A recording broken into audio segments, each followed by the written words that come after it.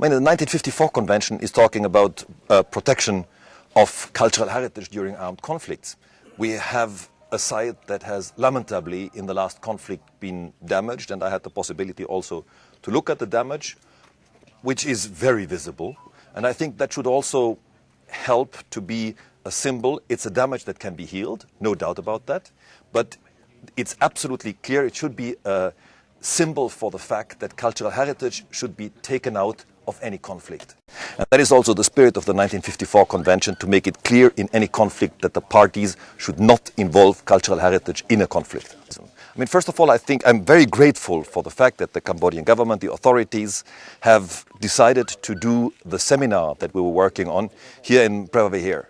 So I think the symbolism is very good. It's a very clear symbolism. It's a symbolism to the outside. It was an international seminar with international participants, with the neighboring countries participating in it. So I think that's a very, very clear and very important symbolism to start actually at that site that has been damaged in a recent conflict and that should be like a symbol of peace.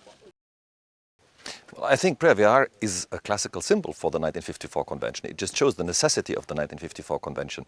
The fact that we are standing here at the way up the line of the temples, and we have in the back of us, we are looking in neighboring countries, we're looking into Thailand, but at the same time we see the Cambodian flag.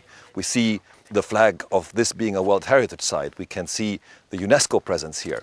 I think that is really a great symbolism to show the necessity of working together, of protecting cultural heritage, of respecting cultural heritage, especially during armed conflicts, leaving it out of the conflicts, because one should never forget that world heritage is a heritage that belongs to all of us, not only to one nation or to their neighbors. It's something that belongs to all of mankind, and that should be respected. I think it's something we have to learn from. We have to learn to respect the identities. We have to respect identities, and by respecting culture, we are respecting identities. Then, of course, we do have the problem of borders in general.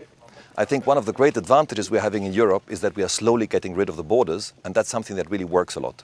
We can see that very often borders just create a lot of difficulties, but borders are sometimes necessary for respect amongst neighbors. That's also something which is quite necessary. But the less you can feel the borders, the better it actually is. And I think that should be also a symbol for it. I think it's an absolutely great international model.